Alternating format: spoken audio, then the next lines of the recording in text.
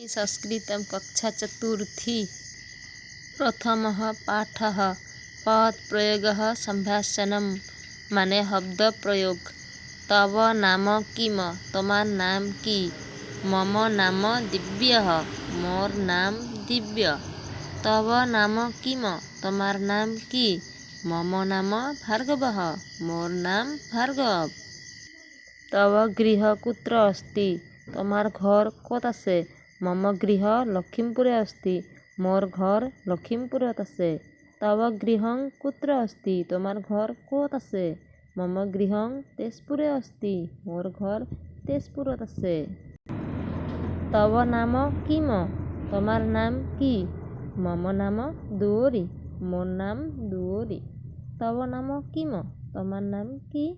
মম নাম মিতালী মোৰ নাম মিতালী। তব গৃহ কুত্ৰ अस्ति তোমাৰ ঘৰ ক'ত আছে?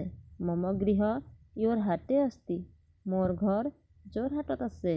তব গৃহ কুত্ৰ अस्ति তোমার ঘর ক'ত আছে? মম গৃহ পাঠশালায়াম अस्ति মোর ঘর পাঠশালাত আছে।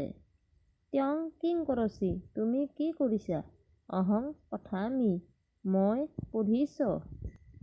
ত্বং কিং কৰচি তুমি কি কৰিছা? অহং লিখামি মই লিখিছ। ত্বং কিং পঠসি তুমি কি পঢ়িছা? অহং সংস্কৃতং পঠামি মই সংস্কৃত পঢ়িছ। ত্বং কিং লিখসি তুমি কি লিখিছা? অহং গৃহপাঠং লিখামি মই গৃহপাঠ লিখিছ।